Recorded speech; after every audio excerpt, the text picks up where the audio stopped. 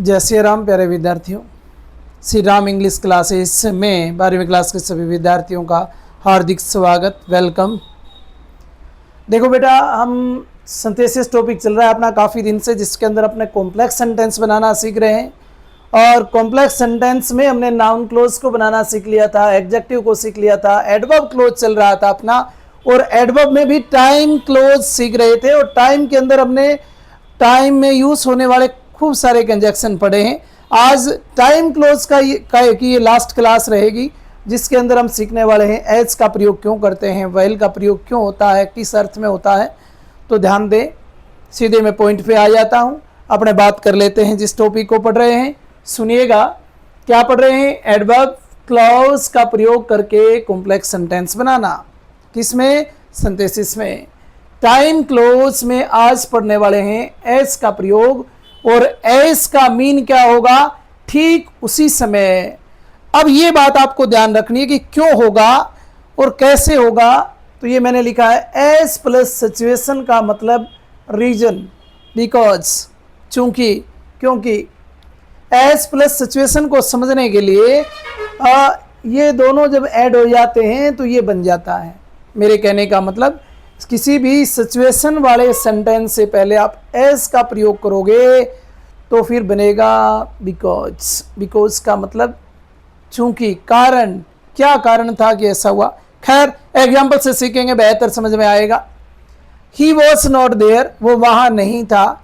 He didn't know anything, वो कुछ भी नहीं जानता। वो कुछ भी नहीं जानता। क्या कारण था? क्योंकि वो वहाँ नहीं था। वो कुछ भी क्यों नहीं जानता? आप ये समझें, ही डिडंट नो एनीथिंग, वो कुछ भी नहीं जानता। वो कुछ भी क्यों नहीं जानता? क्योंकि ही वॉज नॉट देयर, वह वहाँ नहीं था। बिकॉज इस सेंटेंस से बन रहा है, इस सेंटेंस से बन रहा है ना। अगर एज प्लस आप सिचुएशन के साथ एज ऐड कर देते तो क्योंकि का अर्थ देगा, चूंकि का अर्थ देगा, कारण बताएगा आपको। एक बार देख लो, दोबारा सुनो मेरी बात ध्यान से, प्रेम से सुनना। हम ये कह रहा है कि वह कुछ भी नहीं जानता। क्यों नहीं जानता? बिकॉज का प्रयोग क्यों करते हैं? क्योंकि उसने, बिकॉज उसने डांट दिया, क्योंकि उसने ऐसा कर दिया, क्योंकि ऐसा कर दिया। वो नाराज़ है क्योंकि उसकी मम्मी ने उसे डांटा, उसके पापा ने उसे डांट दिया। तो वो अगली जो सिचुएशन बनने वाली है, वो एज का प्रयोग आपको उसके साथ करना होगा। ये जानता क्यों नहीं, इस क्वेश्चन का जवाब ये है कि वो वहाँ था नहीं। तो अगर आप इसके से पहले एज लगा दोगे और फिर आप लिख दोगे ही वॉज नॉट देयर, वो वहाँ नहीं था। ही didn't know anything, he didn't know anything, मेरे ख्याल से कोई समस्या वाली बात होगी नहीं। आप लोगों को समझ में आ गया होगा कि वो क्यों नहीं जानता, क्योंकि वो वहाँ नहीं था। मैंने कहा एज सिचुएशन बनाता है, यानी रीजन देगा बाद में, जिसके साथ एज लग जाएगा, जवाब देगा उस चीज़ का। As he didn't know anything अपने कर दें तो इसमें जवाब वाली कोई बात है नहीं। इसलिए इस छोटी सी बात को ध्यान में रखना है।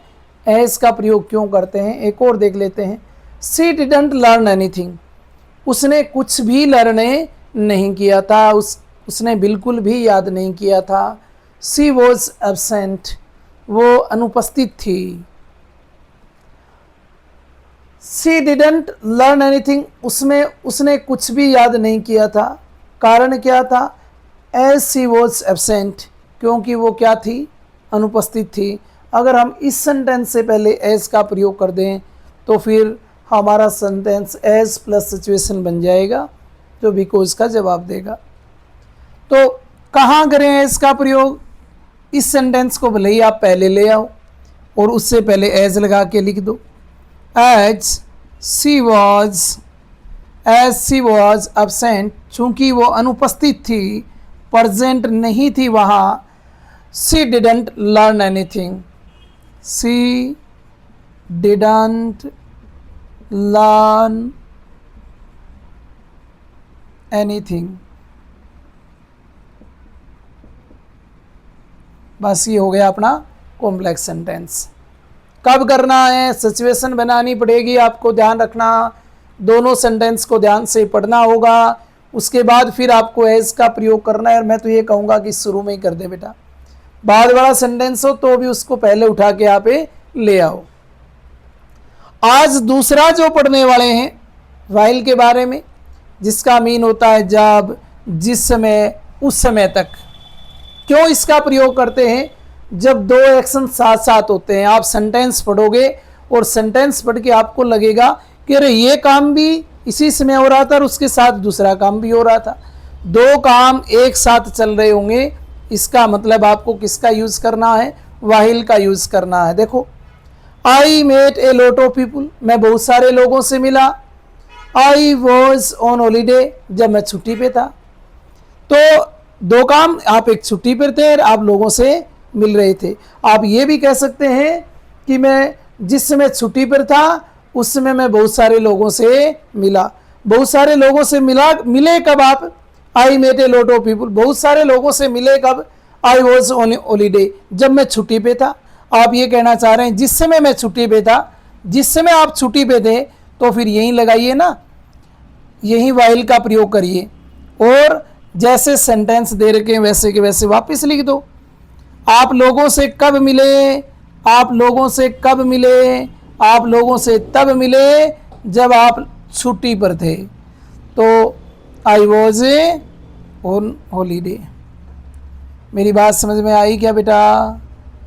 आप लोगों से कब मिले, कब का जवाब आएगा। कब का जवाब आपसे जब पूछा जाए कि मैं लोगों से जब मिला, मैं लोगों से जिस समय मिला, जिस समय मैं छुट्टी पे था, तो जो आंसर आपको कब का दे उससे पहले व्हाइल का प्रयोग आप लोगे कर देना।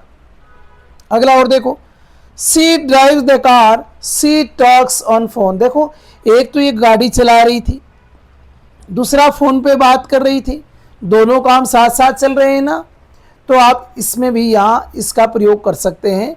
तो सी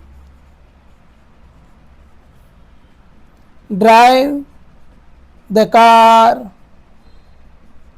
while she talks on mobile, on phone. बस